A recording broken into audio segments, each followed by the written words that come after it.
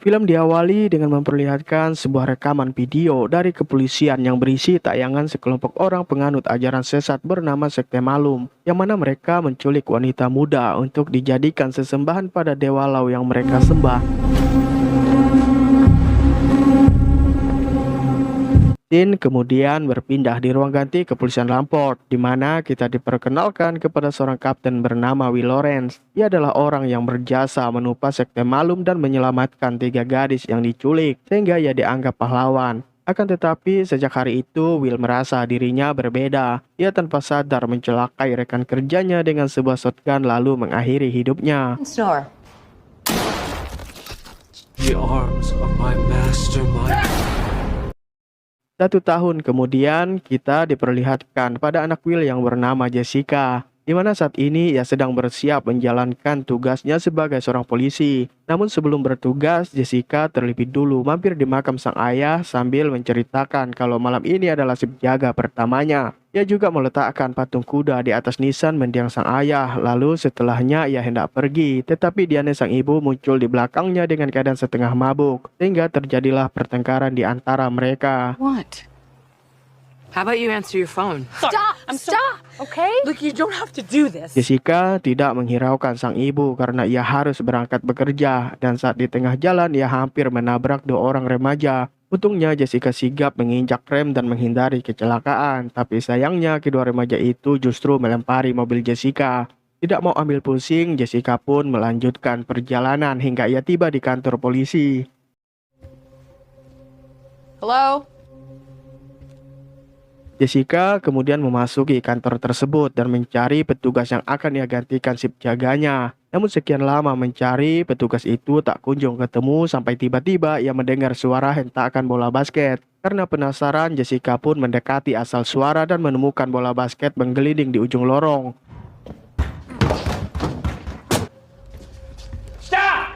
Ternyata itu adalah ulah petugas Cohen yang merasa kesal terhadap keterlambatan Jessica. Cohen lalu menuliskan nomor telepon miliknya agar Jessica bisa menghubungi jika sesuatu hal yang tidak diinginkan terjadi.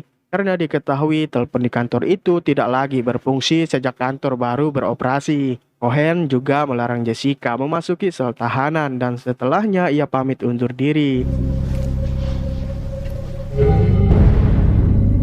Sepeninggalan petugas Cohen, Jessica mulai menelusuri setiap ruangan yang ada. Ia tidak pernah mengira jika shift malam pertamanya berbuah aksi teror mengerikan. Hal ini terbukti saat ia mendengar suara-suara aneh seperti suara orang berjalan disusul dengan suara dribble bola basket. Ia mengira mungkin saja Cohen masih ada di sana, akan tetapi pikiran Jessica salah. Sebab ketika ia memasuki ruang asal suara, tiba-tiba sosok mengerikan terlihat.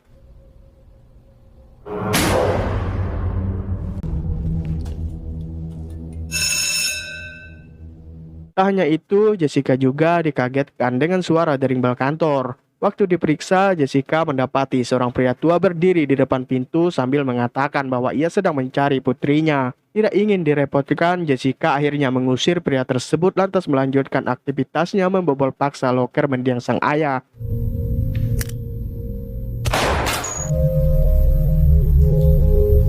Dari dalam loker tersebut, Jessica menemukan sebuah kotak yang berisi clipping koran mendiang ayahnya tentang pemberitaan Sekte Malum. Ia pun sibuk membolak-balik clipping barusan hingga ia kembali mendengar bel kantor berdering. Secepatnya ia memastikan siapa yang datang, namun ketika dipastikan ia kaget saat melihat seekor pig berada di sana. Tanpa pikir panjang, Jessica membawa pig tersebut dan mengurungnya di salah satu ruangan.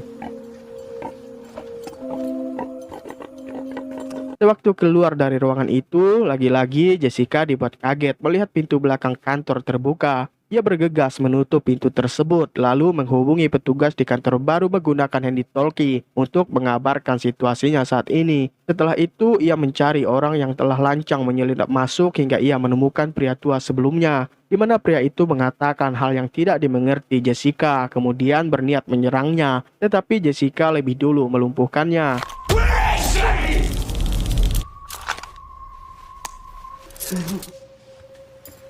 Demi keamanan, Jessica mengiring pria tua itu ke sel tahanan. Namun ketika hendak dijebloskan, pria tua itu terus ketakutan, sehingga terpaksa Jessica menyeretnya masuk ke dalam. Akan tetapi dirinya ikut terjebak karena tiba-tiba pintu sel tahanan tertutup sendiri. Hal ini membuat Jessica ketakutan, apalagi pintu tersebut terkunci dari luar. Belum reda rasa ketakutannya, pria tua yang ada di dalam malah menyerang Jessica yang mengakibatkan senter di genggamannya terjatuh di lantai.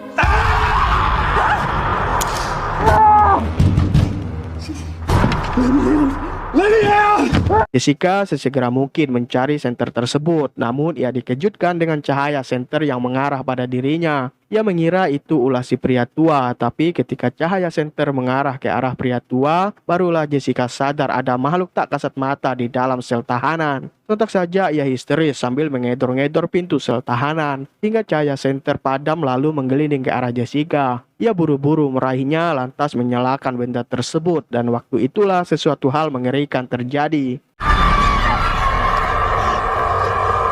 Ternyata kejadian ini hanyalah halusinasi Jessica semata. Ia lekas mengunci pintu sel tahanan kemudian beranjak pergi dari sana. Ia kembali ke ruang jaga miliknya untuk menelpon petugas Cohen dan menceritakan apa yang ia alami. Bukannya menenangkan, petugas Cohen justru memarahi Jessica karena tidak mendengar larangannya. Sebab di ruangan sel tahanan tersebut terdapat jamur yang bisa membuat orang berhalusinasi. Stay out of there. But sir, You don't care to follow. We're covered in black mold, little girl. The shit's toxic. Mendengar amarah Cohen, Jessica pun mengakhiri percakapan mereka. Kemudian melanjutkan aktivitasnya dengan merapikan kertas yang berserakan di lantai. Di mana pada momen inilah Jessica melihat sebuah flash disk. Tanpa ragu, Jessica mengambil laptopnya di mobil untuk mengetahui isi dari flash disk yang ia temukan. Tetapi sebelum kembali ke ruang jaga, Jessica mendapati seorang wanita yang ditinggal kekasihnya.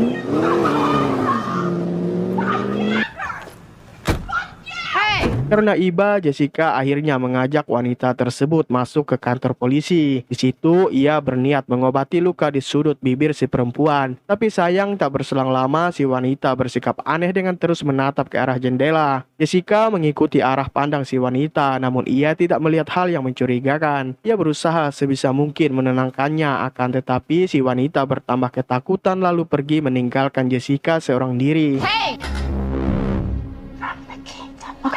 Okay. Jessica ingin menyusul, tapi ia terhenti oleh suara dering telepon yang saat dijawab ternyata panggilan iseng dari seseorang. Sehingga Jessica menutup panggilan tersebut dan membuka laptopnya untuk mengetahui isi flashdisk yang ia temukan.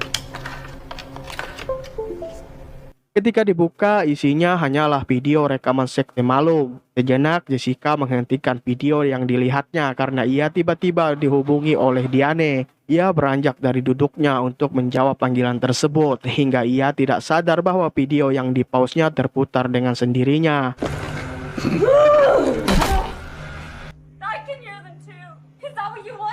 Diane yang mendengar suara dari video yang terputar meminta Jessica menghentikannya. Awalnya Jessica menolak, namun setelah dipaksa akhirnya Jessica menurut. Tetapi waktu ingin mematikannya, video itu tidak dapat dihentikan. Jessica mulai panik dan kepanikannya bertambah saat layar di laptop berubah yang menampilkan dirinya.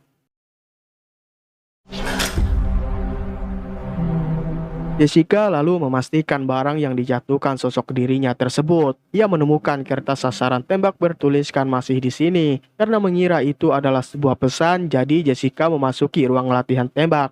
Di sana ia melihat kertas sasaran tembak silih berganti seperti ada yang menggerakkannya, hingga salah satu kertas yang memiliki simbol mendekati Jessica. Tanpa ragu Jessica meraihnya, tetapi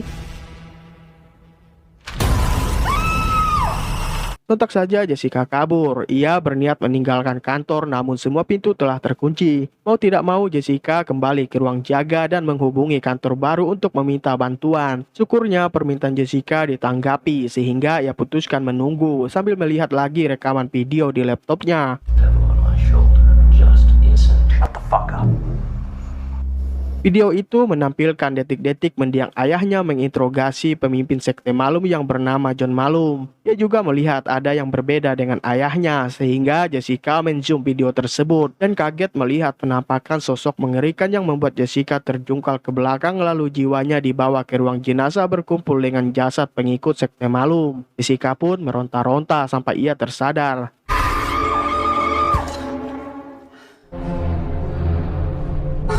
Ketika sadar, Jessica mendengar seseorang memasuki kantor. Ia pun sigap meraih pistol, kemudian berjalan keluar ruangan jaganya dan mendapati 2 orang petugas. Mereka adalah petugas Prince dan Hudson yang dikirim untuk memindahkan pria tua. Tapi sebelum membawanya, Prince mengajak Jessica ke ruang ganti. Di sana ia menunjukkan shotgun yang dulunya digunakan Will Loren dalam menghabisi rekan-rekannya. Setelah itu, Prince meletakkan kembali senjata tersebut, akan tetapi ia berubah menyeramkan.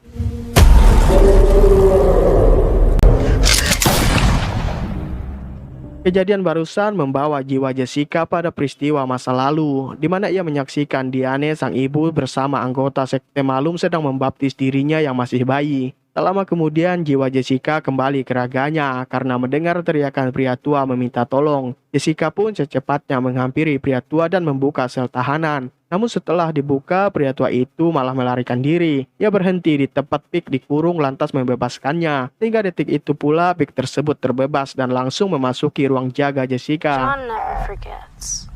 He won't. Because he's a good man.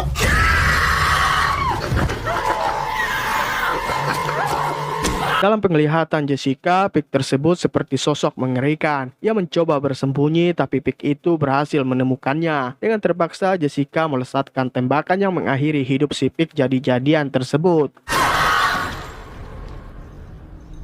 Habis melenyapkan si Pik barusan, Jessica kembali mendengar bel kantor berbunyi. Ia segera memastikan dan mendapati Diane ada di sana.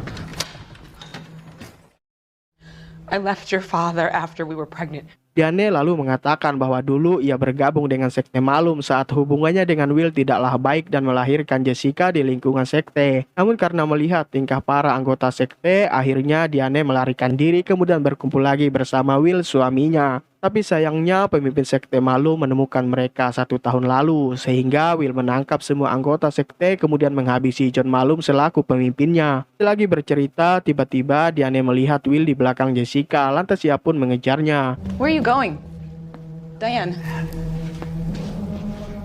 Keduanya tidak menemukan Will karena memang Will sudah lama meninggal. Tak lama berselang terdengar suara seseorang meminta tolong. Jessica lekas mencari hingga ia menemukan seorang wanita mengajukan senjata pada wanita lainnya. Ia meminta agar si wanita menghentikan aksinya tetapi tidak digubris. Mau tidak mau Jessica melumpuhkannya. Namun sesaat kemudian ada banyak orang mengejarnya.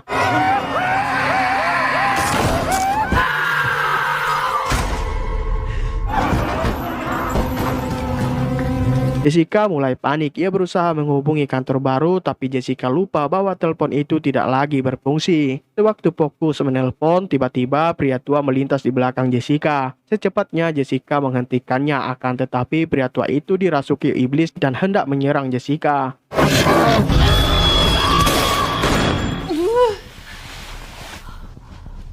Tewasnya pria tua itu membuat teror dari arwah anggota sekte semakin menjadi-jadi. Bahkan Jessica terpengaruh lebih jauh dan memburu satu persatu arwah gentayangan sampai ia dibawa pada ruang di mana korban sekte Malum digantung. Jessica berniat menyelamatkannya, tapi sayang usahanya sia-sia belaka hingga korban itu tak berjiwa. Detik itu pula Jessica frustasi dan melepaskan tembakan ke segala arah yang menghabiskan peluru pistolnya.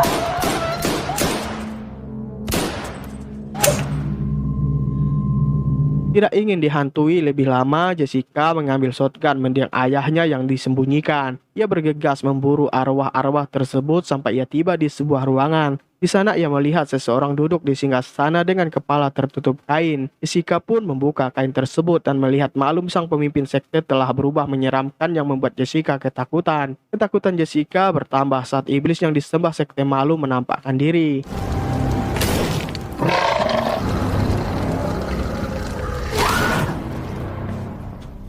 Jessica pun tersadar dan mendapati dirinya berada di lorong penjara. Namun arwah anggota sekte maklum masih terus menghantuinya yang memaksa Jessica kembali memburu mereka. Hingga ia berpapasan dengan iblis yang disembah pengikut sekte. Tanpa ampun Jessica melesatkan tembakan dan berhasil melukai iblis tersebut. Akan tetapi yang ditembaknya adalah Diane. Seketika saja Jessica histeris melihat Diane tak berjiwa akibat ulahnya, dan sesaat kemudian ia ditertawai oleh arwah para anggota sekte maklum. Lalu detik berikutnya sang iblis berbisik di telinga Jessica yang mengakibatkan Jessica meraih pistolnya lantas mengakhiri hidupnya.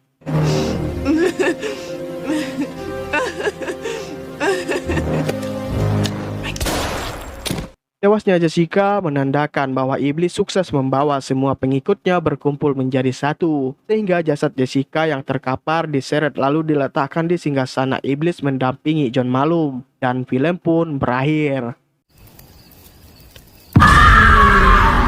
Oke guys, sekian dulu alur film kita kali ini. Mohon maaf jika ada salah-salah kata. Pesan yang bisa kita ambil dari film ini ialah jangan pernah bersekutu dengan iblis. Untuk itu, saya mewakili direksi yang bertugas pamit undur diri.